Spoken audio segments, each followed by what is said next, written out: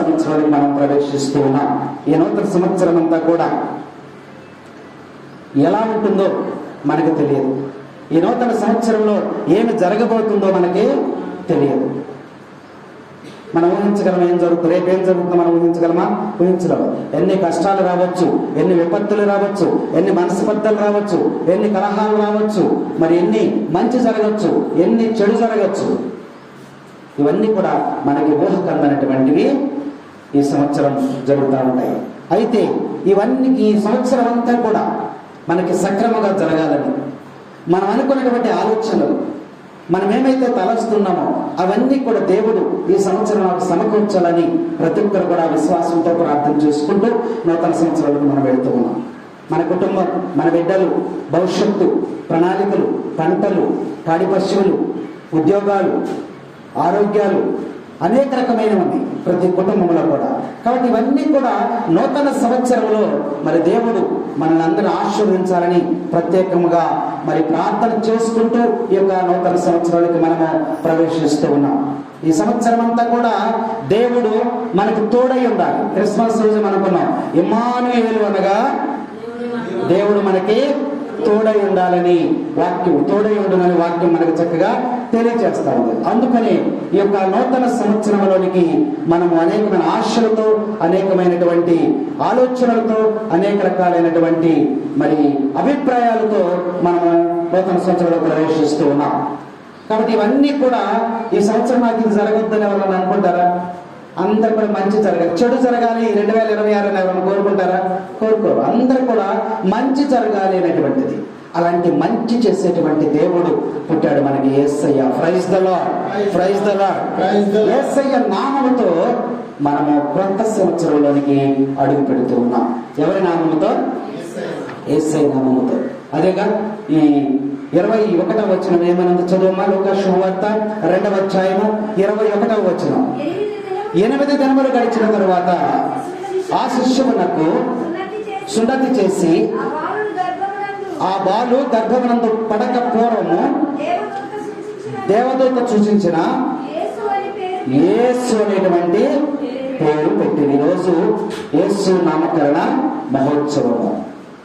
ఈ నామకరణ మహోత్సవం యేసు అనేటువంటి పేరు ఇక్కడ పెడుతూ ఉన్నారు. కాబట్టి ఈ నూతన సంవత్సరానికి మనం వెళ్ళేటప్పుడు మరి ఎలా మొదలు పెడుతున్నాం?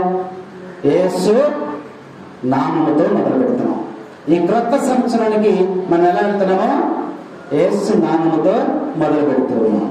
మొదలు పెట్టేసామా? మొదలు పెట్టాలి. ఇంకా ఎప్పుడు మొదలు పెట్టారు? రాత్రి 12 గంటలకు ట్రైన్ పెట్టారా?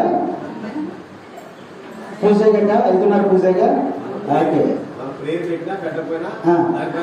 దానిపైన చేసుకున్నారా? క్రొత్త ఏడు మొదలు పెట్టేను మన కొరకు నేడు, క్రొత్త ఏడు మొదలు పెట్టేను కావమాని కర్తనడుగాగా కోడి రండి కూటమునకు కన్య మరియా సుతుని వేడా. కోడి రండి కూటమునకు కన్య మరియా సుతుని వేడా. కోడి రండి కూటమునకు కన్య మరియా సుతుని వేడా. క్రొత్త ఏడు మొదలు పెట్టే పాడండి. అందరూ కూడా మొదటి చరణం పాడండి, ఎందుకంటే క్రొత్త ఏడు కదా, దాంతోనే మనం వేసాము. క్రొత్త ఏడు మొదలు పెట్టేను మన కొరకు నేడు, క్రొత్త ఏడు మొదలు పెట్టేను తప్పులాను ఒప్పుకొను వేళ. ఈ క్రొత్త వాత్సర క్రొత్త జీవము నొందిడి వేళ. తప్పక మర పెట్టు వేళ వరములడుగను వచ్చు వేళ. తప్పక మర పెట్టు వేళ వరములడగను వచ్చు వేళ. పరమదేవ సన్నిధిగో పరుగు పరుగున రండి మీరు, క్రొత్త ఏడు మొదలు పెట్టేను మన కొరకు నేడు, క్రొత్త ఏడు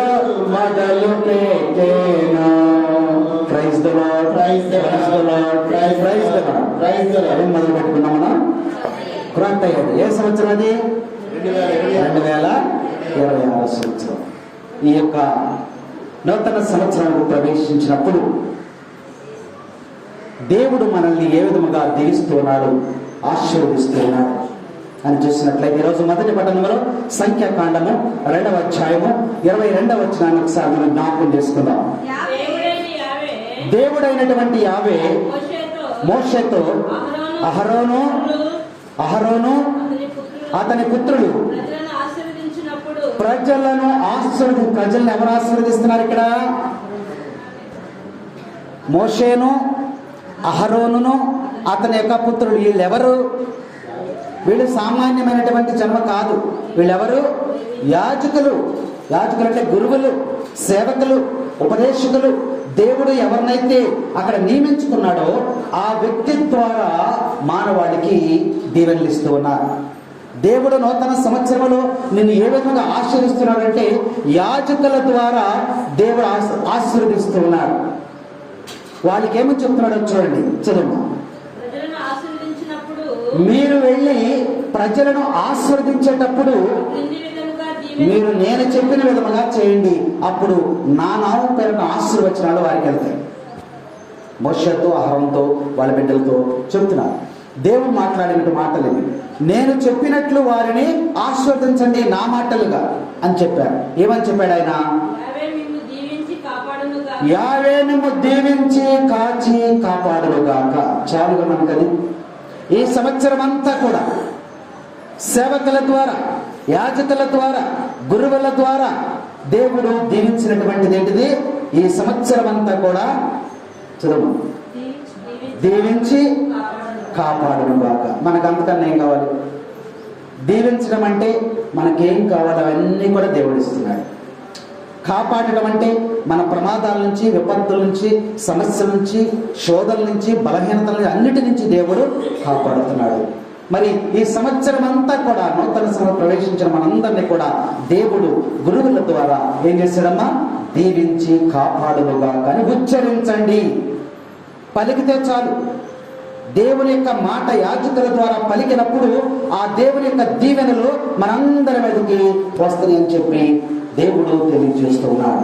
తర్వాత 25వ వచనం, యావే తన ముఖ కాంతిని మీపై ప్రకాశింపచేసి మిమ్మల్ని కరుణించును గాక. దేవుని యొక్క కాంతి మన మీద ప్రకాశిస్తుంది. ఈ 2026 సంవత్సరంలో దేవుని యొక్క కాంతి యాజకుల ద్వారా మన మీద ప్రకాశింపచేస్తున్నాడని ఆశీర్వచనాలు దేవుడు మనకి అందిస్తూ ఉన్నాడు. దేవుని యొక్క కాంతి. కాంతి అంటే వెలుగు. వెలుగు అంటే ఈ లోకమునకు వెలుగునే నేను. ఎవరన్నారన్నమాట? మీ ఉపదేశం మాస్టరా? ఎవరన్నారు? ఈ లోకమునకు వెలుగును నేనే. ఎవరన్నారు? యేసయ్య అన్నారు. కాబట్టి దేవుడు ఆ యొక్క కాంతిని, ముఖ కాంతిని మన మీద ఈ సంవత్సరం అంతా కూడా కుమ్మరించి మన మీదకు పంపిస్తున్నారంటే వెలుగును పంపిస్తున్నారు. వెలుగు అనగా యేసయ్య. యేసయ్య మన దగ్గర ఉంటాడు. ఎప్పుడైతే వెలుగు మన దగ్గరికి వచ్చిందో ఏం పారిపోద్ది? చీకటి పారిపోతుంది. కాబట్టి మనలో ఉన్నటువంటి చీకటిని పారద్రోలడానికి, మనలో ఉన్నటువంటి పాపమును పారద్రోలడానికి, మనలో ఉన్నటువంటి అనేక రకమైన వ్యసనాలు పారద్రోలడానికి, చీకటి శక్తులను బంధించడానికి, అపవాది శక్తులను లయపరచడానికి దేవుడు ఏమిస్తాను? ఈ సంవత్సరం వెలుగును నీ మీద ప్రసరింప, నా ముఖ కాంతిని నీ జీవితంలోనికి ప్రసరింపచేస్తాను అని చెప్పి దీవిస్తూ ఉన్నాడు. ఇంకోటి ఏంటమ్మా? 26వ వచనం, యావే మిమ్ము కృపతో చూసి మీకు సమాధానం కోసం 3 దీవెనలు ఇచ్చారు. ఈ నూతన సంవత్సరంలో మనకి మన జీవితానికి చాలు. నీ జీవితంలో శాంతి, సమాధానం నేను దీవించి శాంతి సమాధానాన్ని దేవుడు మనకి నూతన సంవత్సరంలో దయచేస్తాడని ఇక్కడ వాక్యం మనకి తెలియజేస్తారు. మరి నూతన సంవత్సరంలో ప్రవేశించినటువంటి మన చింతకుంట గ్రామంలోని ప్రతి కుటుంబంలో కూడా దేవుడు మరి నూతనమైనవి చేయాలని ఆశపడుతూ ఉన్నాడని లేఖనాలు మనకు తెలియజేస్తున్నాయి.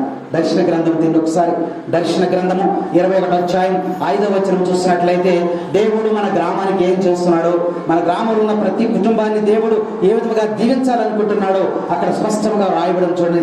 దర్శన గ్రంథము 21వ అధ్యాయం 5వ వచనం చదువు. ఇప్పుడు అన్నింటినీ క్రొత్తగా సృజించదను. Praise the lord, praise the lord. చేయి పైకి చెప్పండి అందరూ, praise the lord, praise the lord. ఎందుకు చేయి పైకి ఎత్తారు మీరు? మా ఊరు వచ్చి ప్రైజ్ కొట్టడం అందరూ బాగా చక్కలు కొట్టారు. కొట్టాలి మీరు కూడా బాగా. దేవుని స్తుతించాలి, కనపరచాలి. ఈ సంవత్సరం నూతన సంవత్సరంలో దేవుడు ఏమంటున్నాడు? మన గ్రామాన్ని ఏం చేస్తాడంటాం ఇక్కడ? ఇప్పుడు నేను అన్నింటినీ నూతనంగా కొత్తగా చేసేస్తానంటున్నాడు. మన గ్రామము, మన ప్రజలు, మన దేవాలయం, మన మనస్సులు, మన హృదయాలన్నింటినీ కూడా దేవుడు నూతనమైనవిగా సృష్టిస్తానంటున్నాడు. సమస్తము కూడా నూతనమైనవిగా నేను సృజించదను. ఎప్పుడు? ఈ నూతన సంవత్సరంలో ఏమిస్తాడంట? నూతన హృదయాన్ని ఇస్తాడు, నూతన హృదయాన్ని ఇస్తాడు. ఈ సంవత్సరము మరి పోయిన సంవత్సరంలాగానే మనం జీవిస్తే ఉపయోగం ఉందా? లేదు. మన యొక్క అప్పుడు అది నూతన హృదయం అవ్వదు, నూతన నడక అవ్వదు, నూతన ప్రవర్తన అవ్వదు. అందుకనే ప్రభు అంటున్నాడు, నీలో ఉన్నటువంటి రాతి గుండెను తీసివేసి మాంసపు గుండెను నీకు ఇచ్చదను. రాతి గుండెని తీసివేసి మాంసపు గుండెని ఇచ్చేది ఇప్పుడు ఈ యొక్క నూతన సంవత్సరం. అంటే అర్థం ఏంటంటే మనం మారాలి, మన పద్ధతులు మారాలి, మన నడవడిక మారాలి, మన ప్రవర్తన మారాలి, మన మాట తీరు మారాలి. సమస్తాన్ని కూడా మనం మార్చుకోవాలి. ప్రభు చెప్పేది అది, నీ హృదయాన్ని మారుస్తాను, నూతనమైనటువంటి రాతి హృదయాన్ని తీసివేసి నీకేం చేస్తాను? మాంసపు హృదయాన్ని ఇస్తానని ప్రభు మనకి తెలియజేస్తూ ఉన్నాడు. ఇర్మియా గ్రంథం చూడము ఒకసారి.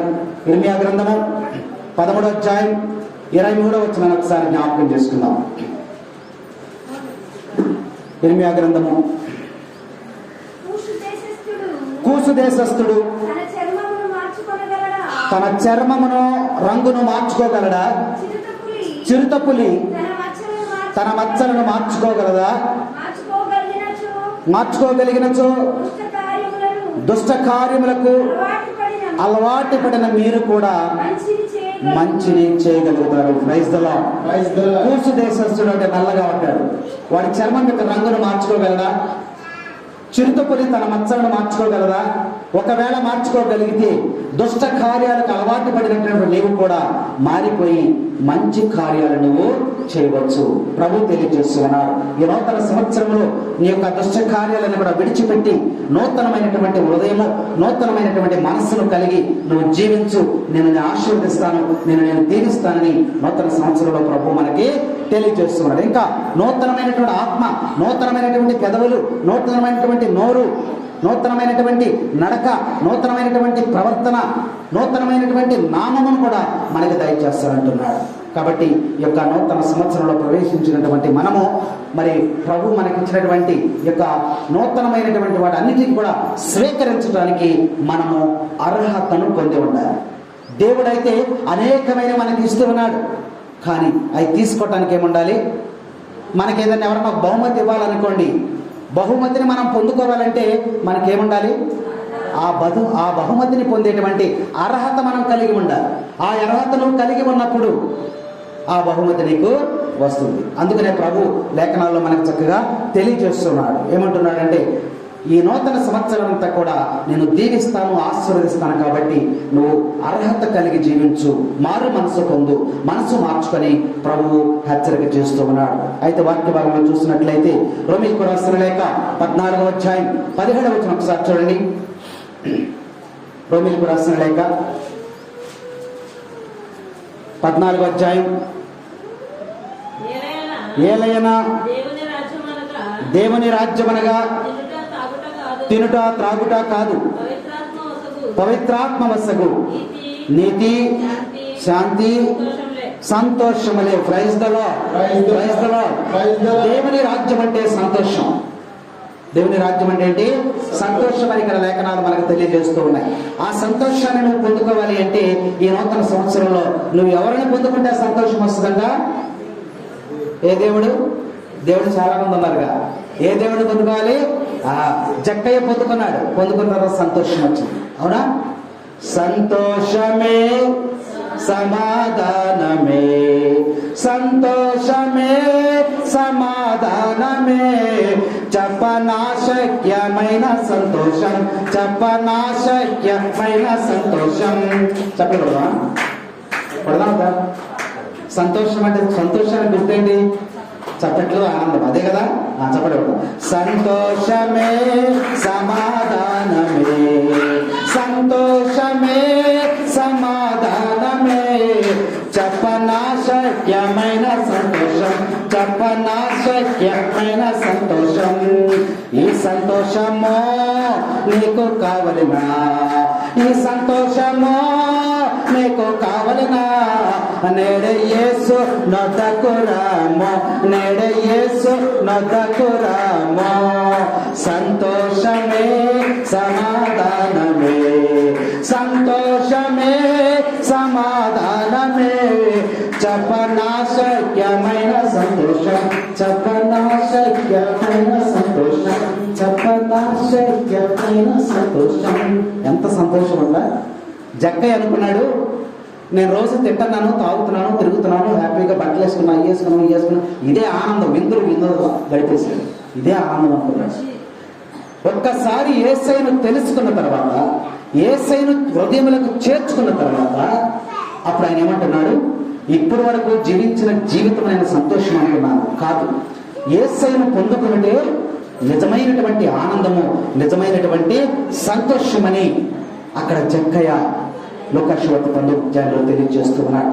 కాబట్టి ఈ నూతన సంవత్సరంలో అలాంటి ఆనందాన్ని, అలాంటి సంతోషాన్ని నువ్వు పొందుకోవాలంటే ఎవరిని చేర్చుకోవాలమ్మా? ఎవరిని చేర్చుకోవాలి? యేసుక్రీస్తును